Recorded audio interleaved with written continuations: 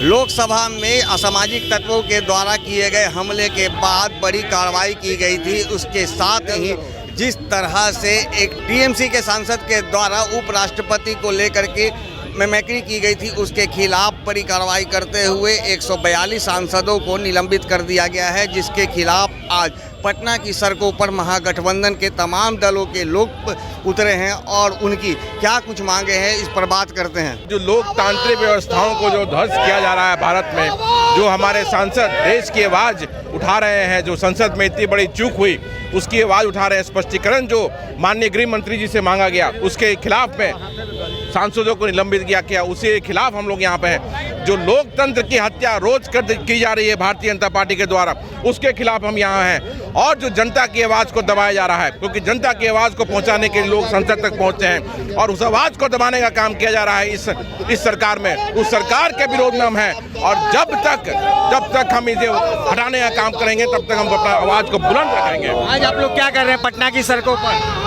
आप देख रहे हैं किस तरह से हमारा विरोध है। जो हमारे विपक्ष के सांसदों को जो निलंबित किया गया है उसी के विरोध में आज ये मार्च किया गया है। ये पूरी तरीके से याद है, अगर आप उस फुटेज को देखेंगे तो वो कहीं किसी भी एंगल से हमारे जो माननीय उपराष्ट्रपति साहब हैं उनकी कहीं से कोई मिमिक्री नहीं की गई है। हाँ, ये जरूर है कि सदन के अंदर आपको मैं याद दिलाना चाहता हूँ और आपके माध्यम से जनता को याद दिलाना चाहता हूँ कि जिस तरीके से लोकसभा के अंदर माननीय प्रधानमंत्री नरेंद्र मोदी जी ने इस तरीके का सिंबल दिखा करके विपक्षी दलों के नेताओं का मजाक उड़ाया था, ये तो जनता ने देखा। लेकिन जिस सांसद महोदय की आप बात कर रहे हैं उन्होंने कभी भी किसी व्यक्ति विशेष का नाम नहीं लिया। ठीक है, जब आदमी कोई प्रदर्शन करता है तो उसमें आपका बॉडी लैंग्वेज किसी भी तरह का हो सकता है, लेकिन ये आप कैसे कह सकते हैं कि यह धनखड़ जी के ऊपर किया गया था? यह सरासर एक साजिश है, यह इल्ज़ाम है जो गलत है। ये मुद्दे को दिग्भ्रमित करने के लिए कहीं ना कहीं मुद्दे को डाइवर्ट करने की बात है। देखिए, ये कहीं ना कहीं देश के प्रधानमंत्री जी की कमजोरी को दर्शाता है कि आप लोकतंत्र तभी समुचित लोकतंत्र होता है जब उसमें विपक्ष होता है। अगर आप चाहते हैं कि विपक्ष विहीन लोकतंत्र हो तो इसकी परिकल्पना तो भारत ने कभी नहीं किया था। आप अगर सचमुच में देश को अपने पुराने सपनों में सजोना चाहते हैं तो जो भारत की जो लोकतांत्रिक व्यवस्था है उस व्यवस्था में आपको विपक्षियों को रखना पड़ेगा। लेकिन ये राजशाही में होता है कि वहाँ विपक्षी दलों का कोई अस्तित्व नहीं होता है।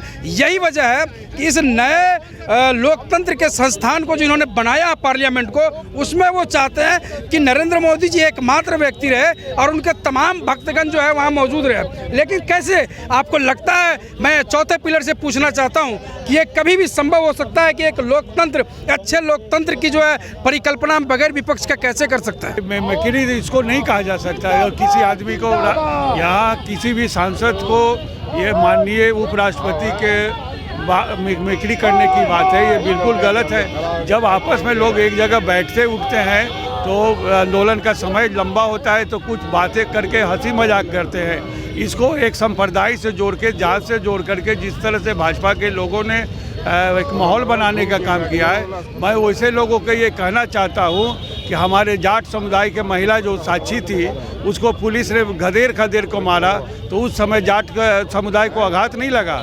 इसलिए इस तरह के जात पात को जोड़ करके भाजपा और धर्म के नाम लेकर के भाजपा के लोगों ने देश को बड़गलाने का काम किया है। देखिए, मिमिक्री कोई मुद्दा नहीं है। उनको कुछ भी गलत करना हो तो यही काम करते हैं। मिमिक्रीज तो बहुत होते रहे हैं, वो नहीं कि प्रधानमंत्री जी राहुल गांधी की मिमिक्री सांसद में किए हैं, वो भी गलत तरीके से। वो भूल गए वो अपना क्या किस तरह आंख मार के कर रहे थे, टाई टाई टाई टाई, तो वो भूल जाते हैं अपनी जो गंदगी करते हैं।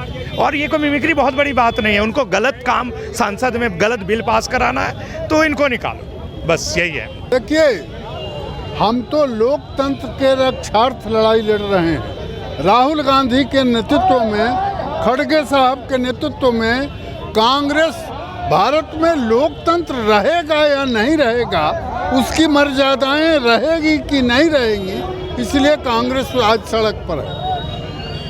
145 सांसदों को, चुने हुए निर्वाचित प्रतिनिधियों को संसद से निकाल देना कहां से तार्किक हो सकता है, जायज कैसे ठहराया जा सकता है?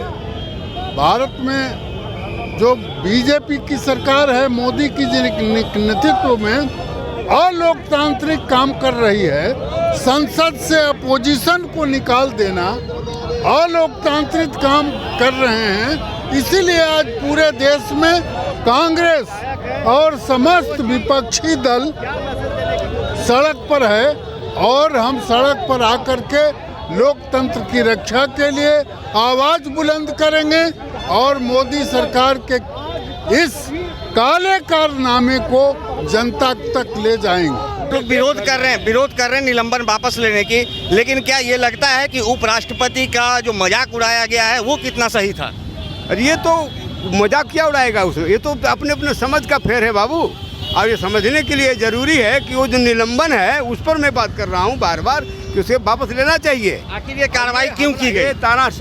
ये तानाशाह होने का प्रमाण दे रहा है मोदी कि हम रोड पर विरोध नहीं सहेंगे, पार्लियामेंट में भी विरोध नहीं सहेंगे, यानी कहीं भी विरोध होगा उस विरोध के स्वर को हम दबा देंगे।